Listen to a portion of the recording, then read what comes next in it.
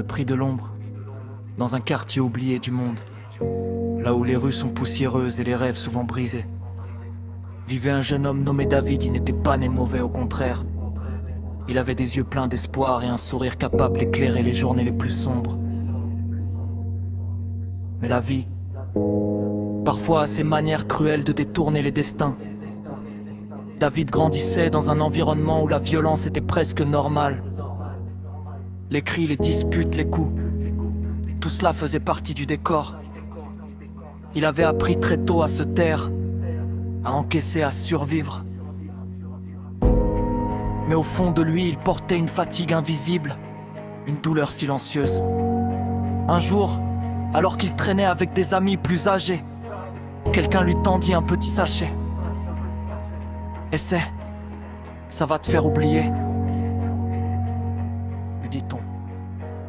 Au début il refusa, il savait que ce n'était pas bon. Mais la pression, la curiosité et surtout le besoin d'échapper à sa réalité furent plus forts. Il prit une fois puis une deuxième, puis cela devint une habitude. La drogue lui donnait l'illusion de contrôler sa vie. Elle effaçait ses peines, calmait ses pensées et le transportait loin de sa réalité. Mais ce qu'il ne comprenait pas encore, c'est qu'elle ne faisait pas disparaître ses problèmes. Elle les enterrait seulement pour mieux les faire revenir plus violents.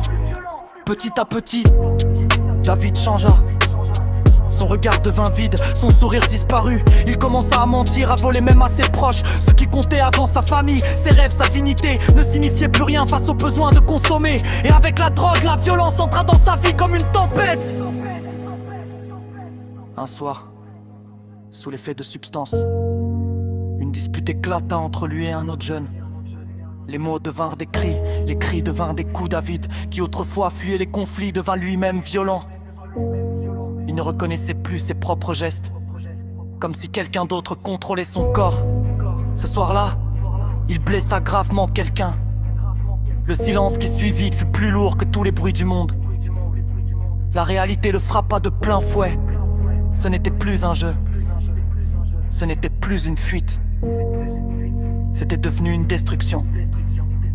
La drogue ne lui avait pas donné la paix, elle lui avait volé son âme. Les jours passèrent, la culpabilité rongeait David. Il voyait le visage de sa victime dans ses cauchemars. Il voyait aussi le regard déçu de sa mère, celui qui l'évitait désormais. Il comprenait enfin que la drogue ne détruit pas seulement celui qui la prend.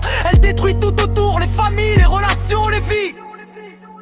Un matin, en se regardant dans un miroir fissuré, il ne se reconnut pas. Qui suis-je devenu ? Murmura-t-il. Ce fut le début d'un réveil. Mais le chemin pour sortir de l'ombre est long et douloureux. La dépendance ne lâche pas facilement. Elle te tire vers le bas, encore et encore. Elle te murmure que tu es trop faible pour t'en sortir. Pourtant, David décida de se battre. Pas seulement contre la drogue, mais contre lui-même, contre ses peurs, ses erreurs, son passé.